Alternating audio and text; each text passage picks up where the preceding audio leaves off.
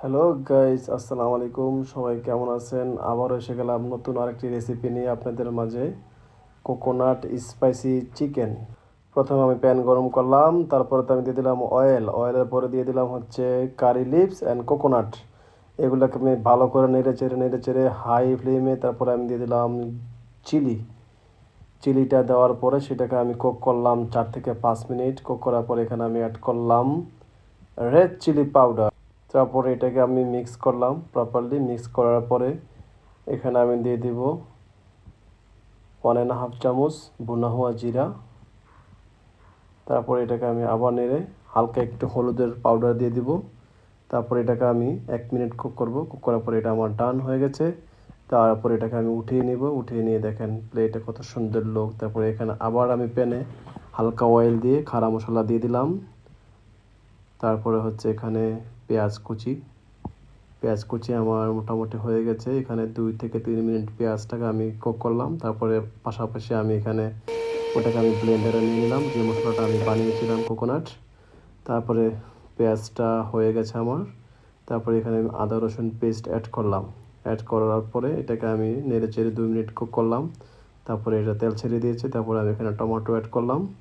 Tomato add করার পর টমেটোটাকে আমি ভালোভাবে 4 থেকে 5 মিনিট কুক করলাম ডেকে। তারপরে আমি ঢাকনাটাকে একটু পরে উঠিয়ে নিব। উঠিয়ে নিয়ে দেখবেন কোকটা অনেক সুন্দর একটা কালার হবে। তারপরে এটাকে আমি নেড়ে চেড়ে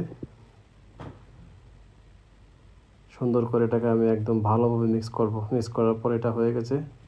তারপরে এখানে আমি দিয়ে দেব আমার যে ব্লেন্ডার করা কোকোনাট মশলা।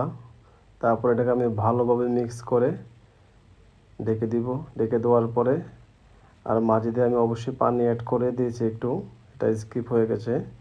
আপনি অবশ্যই পানি অ্যাড করবেন। পানি অ্যাড করার পর এটাকে ভালোভাবে আবার মিক্স করবেন। মিক্স করার পরে এটাকে আবার আপনি সুন্দর করে ঢেকে দিবেন।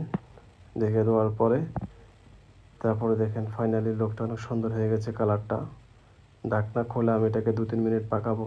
পাকানোর পরে তারপর দেখেন এটার ফাইনাল লোকটা অনেক সুন্দর একটা কালার এসে গেছে এটার। তারপর এটাকে আমি ভালোভাবে 2 থেকে 3 মিনিট চুলার আঁচটা বাড়িয়ে কুক করব। কুক করার পর তারপরে একটু পরে এখানে আমি আমার চিকেনটা অ্যাড করব। এখানে আমি 1.5 কেজি চিকেন আছে। এখানে চিকেনটা ভালোভাবে মিক্স করব। মিক্স করে এটাকে আমি সুন্দর করে পানিটা শুকাবো প্রথম ফার্স্টে চিকেনটা। তারপরে হচ্ছে আপনার পানিটা শুকানোর পরে এখানে আবার আমি একটু পানি অ্যাড করে দিব। পানি অ্যাড করে দেওয়ার পর চুলার আঁচটা কমিয়ে এটাকে আমি 20 মিনিট কুক করব। তারপর আমি ঢাকনাটা খুলে দিব। দেখেন আমার এটা চিকেন অলরেডি রেডি হয়ে গেছে। চিকেনটা অবশ্যই আপনারা ট্রাই করবেন। যদি ভালো লাগে থাকে লাইক কমেন্ট শেয়ার করতে বলবেন।